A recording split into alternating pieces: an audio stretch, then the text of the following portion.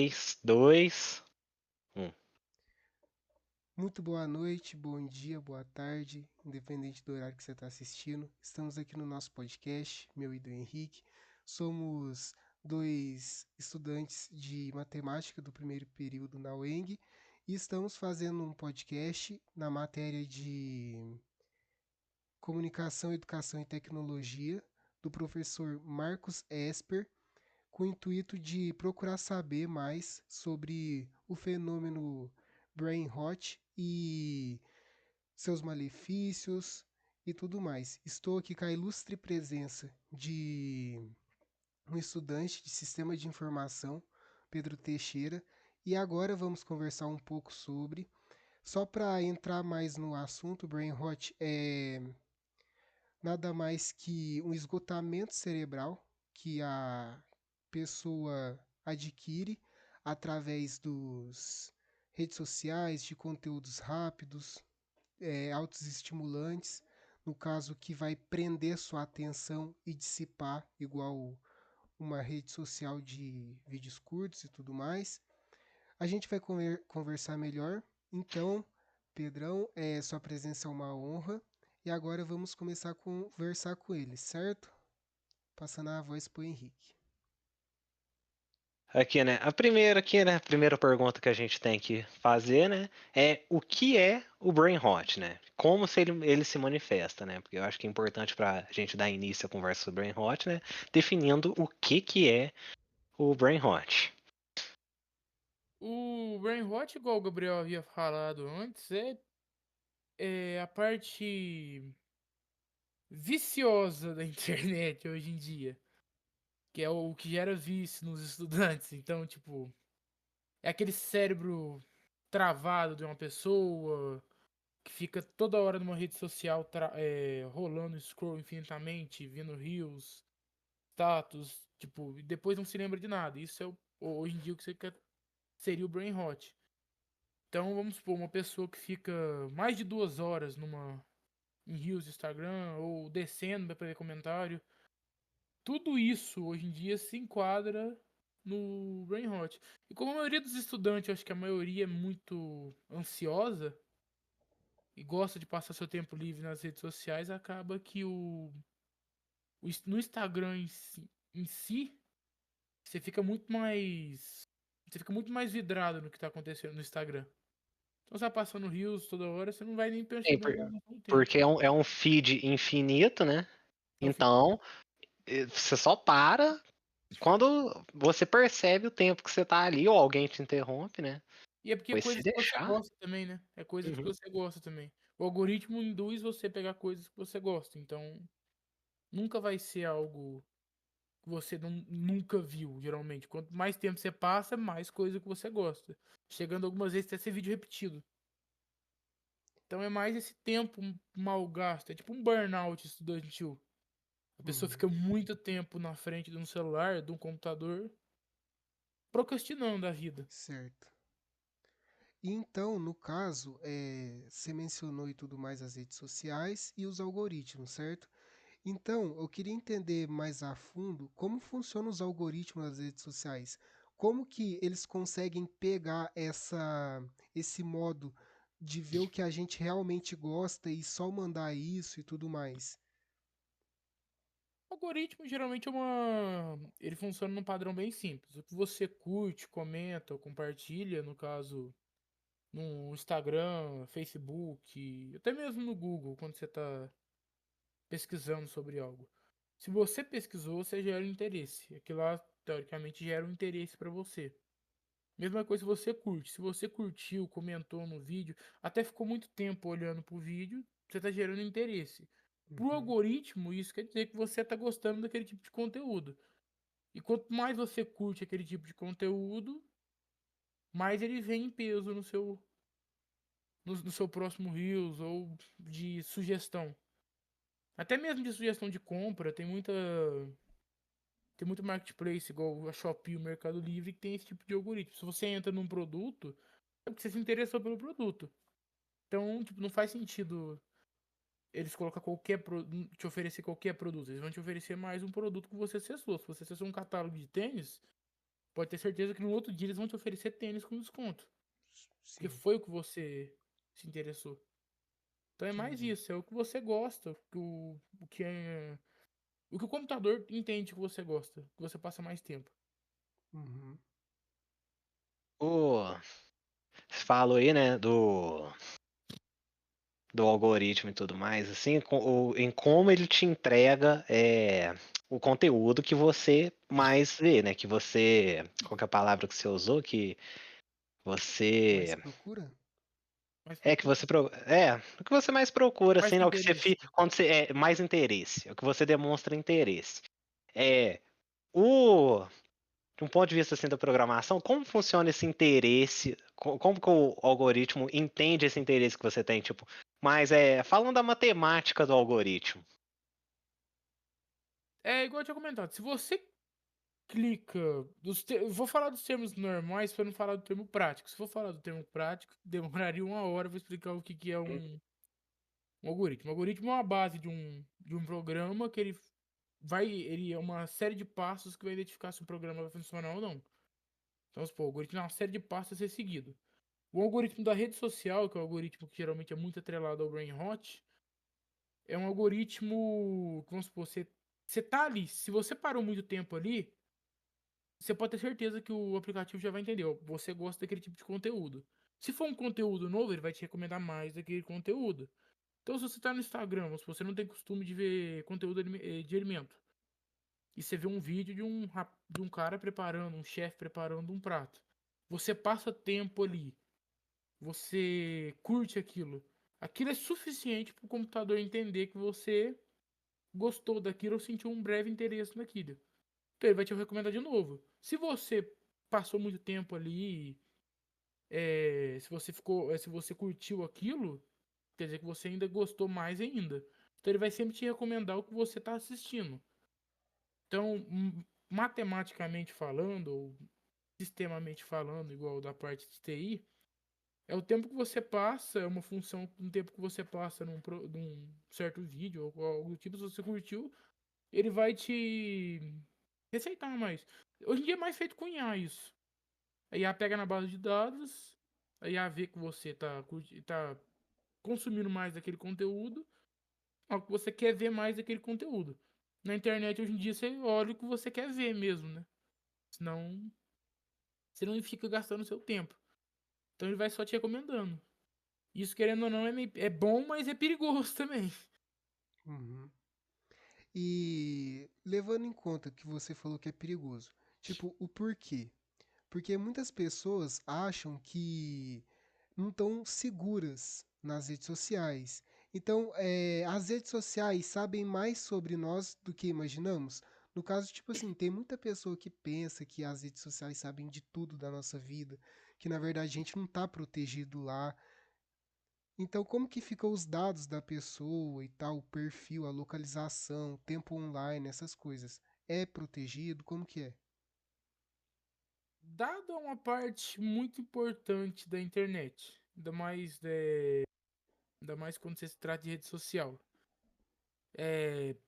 Acho que a área, para mim, mais fascinante de TI, portanto que é a área que eu estou me especializando, tem uma regra muito básica que você pode levar para a vida inteira. Se o produto não tem preço, o produto é você, no final das contas. Se Uhum, o Instagram, o Facebook, o WhatsApp, o Twitter não tem um preço para você usar, o preço são os seus dados que você está inserindo ali. Assim que você cria uma conta no Instagram, ele pede para você confirmar com as políticas de privacidade dele. A partir daquele momento, qualquer foto que você posta lá dentro também faz parte do Instagram. uhum, Então, o Instagram também tem certo dono daquilo. Você está protegido porque tem lei hoje em dia que protege o seu uso de dados. A LGPD, por exemplo, é uma delas. Só que é muito difícil você, vamos supor, tirar uma foto que foi usada na internet hoje em dia, uma foto que você postou no Instagram, e você tirar ela para sempre. Ela fica no banco de dados do Instagram até que ele ache que não seja mais útil. Então, teoricamente, você está assim protegido, só que elas têm uma gama de informação maior, pode ter sim uma gama de informação uhum. sobre a gente maior que a gente sabe mesmo. Porque acaba que você esquece uma coisa, vamos supor, você posta uma coisa e esquece. O Instagram não vai esquecer isso. Ele vai ter na base de dados dele pra sempre isso daí. Pode ser que um dia ele apague, ou você pode pedir pra apagar, apesar que algumas coisas ele tem direito de não apagar e se manter reservado. Mas é isso. Hoje em dia você tem leis como a LGPD que barram esse. Que barram um pouco a propriedade dos dados. Mas seguindo essa lógica, redes sociais têm muitos dados e às vezes elas são donas também de alguns dados que você insere para ela. Algumas vezes como fotos, até mensagens. E tem a questão também de o que eles usam nesses dados, né? Porque, tipo, a gente sabe que eles coletam, né? Mas eles podem fazer um monte de coisa, né? Podem vender, né? Podem usar para eles mesmo, né? Porque, né, tipo, como que vamos supor, o Facebook, por exemplo, dá um exemplo. Como que ele usaria esses dados, tipo, para influenciar o nosso comportamento? Sabe explicar isso? O dado, ele nada mais. Falando da forma mais geral, o dado é um pedaço jogado ao vento. Então vamos supor, Pedro Teixeira 19. São dados. O que é aquilo pode ser qualquer coisa. Aí vai de você tratar ele para se transformar numa informação. Aí ficaria mais certo que eu sou Pedro Teixeira, tenho 19 anos. Então vira uma informação, já muda, é um dado tratado. Se uma rede social tem um dado, vamos supor, você posta uma foto andando de bicicleta. Se você posta uma foto andando de bicicleta, obviamente você pode gostar de bicicletas. Geralmente, redes sociais que têm parceria com marketplaces ou e-commerces, dando exemplo, o Mercado Livre. Se você postou uma foto que tá com bicicleta, é porque você gosta de bicicleta. Então ele vai, no Mercado Livre, vai começar a oferecer para você bicicleta. Pneu de bicicleta, capacete para bicicleta, essas coisas. Então, querendo ou não, a manipulação dos dados para se transformar em informação em algumas, não só em redes sociais, gera um lucro para a empresa. Qual que é o lucro? Mais fácil de vender o produto para você. Empresa farmacêutica. Se você sabe que você tem hospital, por exemplo, eles sabem que você tem você faz uso de um certo medicamento. A empresa farmacêutica, para ela, é um lucro muito alto. Porque é sinal que você precisa daquele medicamento, aquele medicamento não vai ser tão. Você não vai se livrar dele, querendo ou não. Então ela vai saber te oferecer na hora certa. Mercado Livre, quando você posta uma foto, dando um exemplo, se você permite.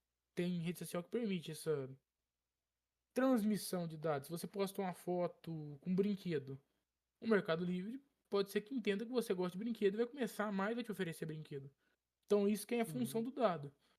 Tem outras funções mais técnicas, mas na parte geral de rede social é isso. Então para eles é como se fosse além de ter, né, nesse caso, uma possibilidade de comércio para eles, Uhum.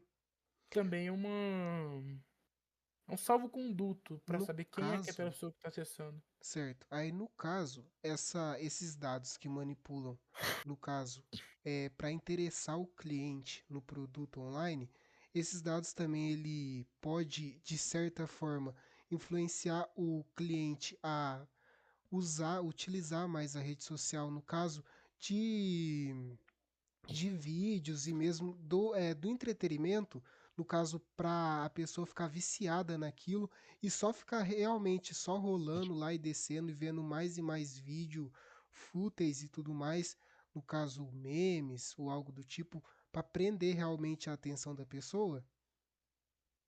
Pode. Hoje em dia, se você ficar muito tempo, eu acho que quando você clica um Reels e abre a opção de Reels, começa a descer, a cada acho que uns 8 Reels, mais ou menos, vai ter uma propaganda.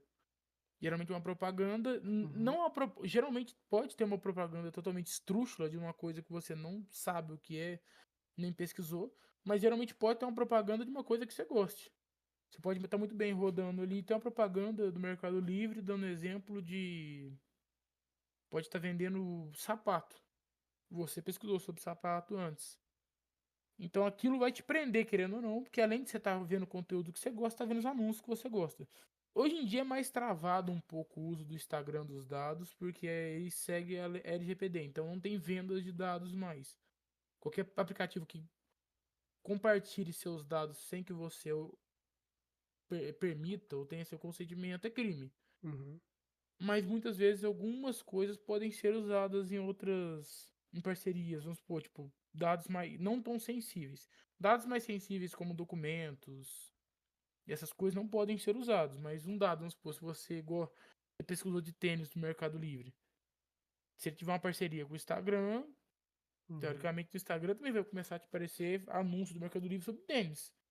Ele vai te prender mais ali, que vai gerar mais. Pode gerar uma procrastinação, querendo ou não, muito alta, de você ficar muito tempo ali. Porque Uhum. além de ser conteúdo do que você quer ver, também é conteúdo do que você pode comprar ou não. Sim, entendi. Então, tá interligado, tá andando junto. Tá. Ô, você tinha falado um pouquinho atrás sobre como influenciava, né? Você falou sobre brinquedos, daí já me pensou em outra coisa, né? Sobre que, né, as crianças hoje em dia, né, elas diminuíram, né, o uso de brinquedos, né?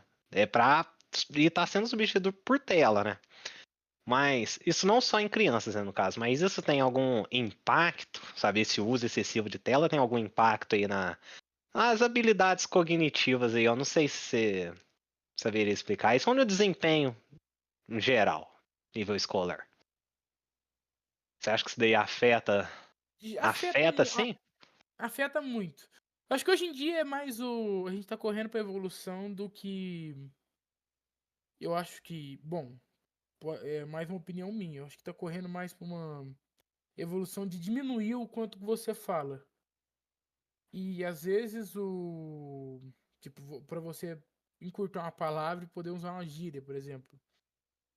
Geralmente criança se apega mais ao algoritmo ou de jogos ou de. Até mesmo. É que memes é mais pra parte adolescente, mas falando pra parte de crianças em si, pra crianças mesmo, acaba que você gera um pouco assim dessa dificuldade, por quê? Você vai manter criança na tela ali por mais de umas 2 horas. Criança, quando tem acesso ao celular, televisão, não sai fácil. Ele quer ficar ali na frente e hoje em dia é mais comum um pai dar um celular para um filho do que um brinquedo. Igual você comentou, realmente é muito mais comum mesmo. Então, tipo, a criança vai ficar ali e acaba que, vamos supor, às vezes por ter aquela convivência, ela achar que aquilo pode ser um vídeo, vamos supor, que não seja tão certo, achar que aquilo é certo muda totalmente a cabeça da criança. Então a criança vai achar que aquilo é o certo, que aquilo é o comum. Criança é espelho, então o que você fizer na frente dela, ela vai Uhum. fazer junto. Eu lembro de um. Eu não sei hoje em dia, isso daí eu já vi, eu vi isso daí era uns 4 anos atrás, eu acho. Que era sobre Portugal. As crianças de lá que ficavam muito no celular, muito nas telas, por causa do YouTube ser maior parte do português ser brasileiro, muitas crianças ali estavam desenvolvendo um sotaque assim mais voltado para o português do Brasil do que o próprio português do Portugal, que era o Sim. país que elas moravam. Assim. Isso 4 anos atrás, né? Que daí tava na pandemia, né? É, Então Não acho que só no. Não só em Portugal, mas também tem muito relato nisso com americano e inglês, né? Ambos falam a língua inglesa, só que muda o sotaque. O inglês tem um Uhum, sotaque mais cordial, o americano é um mais sem o sotaque mais forte. A não ser o sim, sim. Texas, mas aí não conta. É, A maioria do conteúdo é americano mesmo, não tão inglês. Então acaba que a criança perde esse sotaque falando inglês americano. tá. E voltando pro assunto das crianças, eu penso o seguinte: além da tela realmente fazer muito mal para criança, no quesito de saúde mesmo, porque não é a nossa área, mas creio eu que é muito melhor a criança estar lá brincando, colorindo alguma coisa e tudo mais, do que estar numa tela, talvez prejudicando sua vista. Eu já vi muito vídeo de criança com problema de porque não gasta energia e tudo mais, só fica na tela. Mas enfim, esse não é o foco. E outra também, né? As crianças viciam em uns vídeos muito fúteis para elas e tal. No caso, alguns desenhos sem início, meio e fim, que é algo muito prejudicial que eu já vi isso. Um desenho que não tem um fim, não tem uma história, e isso é muito preocupante e tudo mais. E os influencers, que no caso é, os pais não conhecem quem são os influencers, certo? Ou seja, é qualquer pessoa, qualquer adulto que está lá ensinando algo para seu filho, você não tem controle sobre isso. Na maioria das vezes os pais não têm 100% do controle do que o filho está vendo na internet. E então, conforme você disse tudo mais sobre o algoritmo, sobre o conteúdo, que também é algo preocupante, tudo mais, que é tudo bem autoestimulante e cheio de realmente armadilhas, né, para a pessoa ficar lá mesmo. Você acha que isso pode afetar o desempenho escolar do aluno? Pode muito. Não só para crianças, como para adolescente Uhum, também. Às vezes, para criança, acho que é um pouco mais. Leva a criança mais pro mundo de imaginação. Hoje em dia, o YouTube para crianças é bem mais. Vou dar um exemplo do YouTube, uhum, que é mais. Que também tem uma lógica de algoritmo quase igual praticamente a mesma coisa uhum, das redes sociais. Também nas redes sociais em si, eles têm uma política para criança muito mais reservada. Portanto que, teoricamente, criança não pode usar o Instagram e o Facebook. Tem um limite de idade que você não pode entrar. No YouTube, por exemplo, canais que fazem vídeo para crianças, conteúdo infantil, tem que seguir uma norma muito mais rígida do que um canal que faz um vídeo para adulto, por exemplo. Ele tem que uhum. seguir uma norma muito mais rígida, muito mais na linha mesmo. E acaba que dá pra você influenciar da maneira boa ou ruim. Teve a época do grandes youtubers que influenciavam muito crianças, tanto bons como os ruins, como o Lucas Neto, Enaldinho. São youtubers que o algoritmo tá em cima deles pra criança porque são vídeos exagerados. Então, vamos supor, são vídeos que realmente focam uma criança a olhar aquele canal. Uhum. Então acaba que influencia muito. Que pode ser perigoso, pode ser bom. Tem canais que é muito bom pra criança e tem canais que não é muito bom. Certo. Você falou do conteúdo aí. É, como é que eu posso dizer? Você acha que, tipo assim, tem um conteúdo, tipo, o algoritmo pode te entregar, tipo, um conteúdo inteligente, vamos dizer assim? Tipo, eu Pode. acho que o algoritmo poderia trabalhar em cima disso se ele quisesse, né? Se você quisesse também, né? Se você pesquisar mais sobre perfis educativos, canais mais confiáveis, vídeos explicativos, o YouTube vai te dar mais conteúdo educativo. Então, conteúdo mais inteligente. Então, teoricamente, você vai ter sim uma. Você vai deixar de ter os vídeos de meme só e vai ter mais conteúdo inteligente ou mais conteúdo focado em uma área específica para estudo. Então, querendo ou não, tipo, a regra é você que faz a regra. Você vai filtrar pro algoritmo que agrega para você. Então, tipo, se você começar a procurar sobre conteúdo educacional, até nas redes sociais, perfis educacionais, essas coisas, você vai ter mais. O YouTube for um canal, as redes sociais, esse caso, Instagram, Facebook, eles vão te recomendar mais coisas educacionais. Certo. Então, agora a gente entra no momento que a gente consegue assimilar esse nosso trabalho com o nosso trabalho anterior. Nosso trabalho anterior foi sobre os possíveis impactos do Brain Rot nos estudantes para o Enem na preparação, certo? E então, aqui um tópico era se é possível enganar o algoritmo para ser menos prejudicial. Você acabou de falar. No caso, então, tem como realmente você ver vídeos sobre o Enem, um exemplo, sobre um Enem, sobre um estudo e tudo mais, determinada matéria, e esses vídeos aparecerem com mais frequência? Tem, o algoritmo é bem fácil de enganar, na verdade. É só você curtir mais o que você quer ver mais.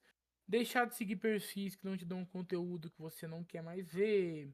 Uhum, É, não responda as notificações necessárias. Use funções que não têm interesse em alguns apps. Então, tipo, querendo ou não, você vai ter uma. Você vai induzir o algoritmo a mudar o que ele tá te recomendando. Então, querendo ou não, é muito fácil de enganar o algoritmo. Demora um pouco. Porque geralmente quando o algoritmo está estagnado num tipo de conteúdo para você, ele demora um pouco a sair daquilo. Geralmente ele te oferece de novo para ver se você vai rever. Quanto Uhum. menos tempo você parar na tela ali, melhor para você. Quanto menos você curtir, melhor. Tipo, tem alguma alternativa de uso saudável, né? Um uso mais consciente ali, sabe? Pra no caso, tipo, alguém que tá se preparando para fazer um Enem, um vestibular, tipo, tem alguma dica? Tipo, uma alternativa? Dentro das redes sociais em si, é mais difícil, mas tem. É você estabelecer um horário maior para você usar as redes sociais. É estabelecer realmente, mudar o seu algoritmo para o que você tá pensando para estudar. Então, tipo, você parar de ver tanto meme, tanto vídeo que realmente queima o cérebro da gente. Então, tipo, você realmente focar num caminho educacional e seguir. Você tem que, obviamente, toda vez a gente sai, dá uma recaída, você quer ver um vídeo engraçado e tal. Mas então você tem que saber manter um horário bom entre estudar, né? Se você for usar as redes sociais, no caso, ou até mesmo o YouTube. E você manter um conteúdo, priorizar um conteúdo mais educativo e depois um conteúdo mais divertido. Ou às vezes se privar por um bom tempo sobre o conteúdo divertido e manter só no educacional. Uhum. Vai depender de como você vai querer seguir para estudar. Eu, por exemplo, eu quando eu vou estudar, eu uso muito o YouTube ou videoaula. Eu desligo as notificações do celular, que eu não consigo ficar sem olhar. Se chegou uma Uhum. notificação, geralmente eu tenho que olhar o que é, então eu desligo. Então, se você for usar redes sociais, YouTube, qualquer coisa, a primeira coisa é limpar o algoritmo, depois é você começar a dividir o Uhum. seu tempo do que realmente é importante ou não. É, porque querendo ou não, Dentro é um das. campo minado lá, né? Porque da É, mesma forma que você vai pesquisar sobre alguma atividade, um trabalho, tudo mais, se você descer mais um pouco, lá vai ter um vídeo que você quer assistir para você passar o tempo, ou algum vídeo de um jogo que você gosta, tudo mais, né? Então realmente é um campo minado. E para você, no caso, você teria alguma noção de quanto tempo seria bom assim para a pessoa, para ela não extrapolar? No caso, um tempo saudável, assim, para ela no dia, na semana, não sei, de realmente ver os conteúdos das redes sociais. depende, isso acho que vai depender muito do que você está focado em fazer. Se você está com uma rotina mais apertada, você tem que ficar menos tempo na rede social para procrastinar menos. Eu uso muito a rede social no tempo que eu tenho livres. Uhum, Só que não tanto para Reels. Eu tento colocar uma média de 1 hora de Reels por dia. Eu geralmente entro só na parte da manhã, que é a parte que eu tô indo que eu tô indo pro estágio. Eu uhum. vou vendo que é o tempo que eu gasto, mais ou menos uns 40 minutos até lá. Então é o tempo que eu vou vendo Reels no Instagram. Esse é o tempo que eu mantenho vendo. Depois disso acaba que eu não tenho mais tempo. Se eu fosse chutar, eu colocaria 1 hora, ou no máximo 1 hora e meia nas redes sociais, rolando Uhum. aquele scroll. Agora, se for para consumir conteúdo, tipo, se for educacional, se você realmente tem um algoritmo educacional, se você for manter realmente educacional, mais umas 3 horas você consegue manter tranquilo. Então é bom ter um controle em quesito. Porque conteúdo educacional também, alguns é interessante. Você acaba rolando Uhum. muito, e alguns é muito interessante. É. Mas a questão ali do algoritmo é que ele sempre vai tentar te entregar coisa nova. Pra Também. tentar te prender, né? Então, mesmo com você tendo um algoritmo, né? Focado no educacional, eventualmente ele vai ficar te jogando coisas que não. Coisas mais aleatórias, vamos dizer assim. Nessa prática, geralmente você não curte ou demora muito pouco pra ver, você só ignora. É. Acho que é. Tem Então algo acho que mais, é Gabriel? isso, né? Acho que é Então, isso. foi muito importante ter uma conversa com você, porque realmente você conseguiu passar sobre o estudo, a importância do estudo nas redes sociais, no caso, o porquê as redes sociais é tão prejudicial e tão viciante. Você conseguiu dar um olhar mais técnico sobre todo o assunto, algo que realmente lá na sala de matemática a gente viu que era que as redes sociais era algo que não trazia benefícios bons no quesito brain rot, só que a gente não soube explicar o porquê. O porquê que o algoritmo é ruim ou bom demais, depende de cada ocasião. Então, foi muito importante a gente ter essa opinião mais técnica sobre o assunto. Eu acho que se encaixou muito bem sobre o que a gente estava querendo transmitir. A gente só tem a agradecer. Tem alguma coisa a falar? Não, ah, fala, fala aí primeiro, Pedro. Eu só ia dar meu Não, não, eu gostei. agradecimento. Não, eu também, eu gostei muito de ser convidado, muito obrigado. E acho que é do mais é isso mesmo. Eu acho que esse tema foi muito bom de falar, que hoje em dia acho que é o que tá tomando conta da internet. Então é isso. Não, Muito é isso, obrigado. mas obrigado aí mesmo, Pedro. Foi muito boa essa conversa aqui, viu? Eu achei esse tempo aí, deu um pouco mais, acho que uma meia hora mais ou menos de conversa. Foi um tempo muito bom aí, eu gostei muito mesmo. É isso, gente. É Então, isso. Valeu. até mais. Até mais.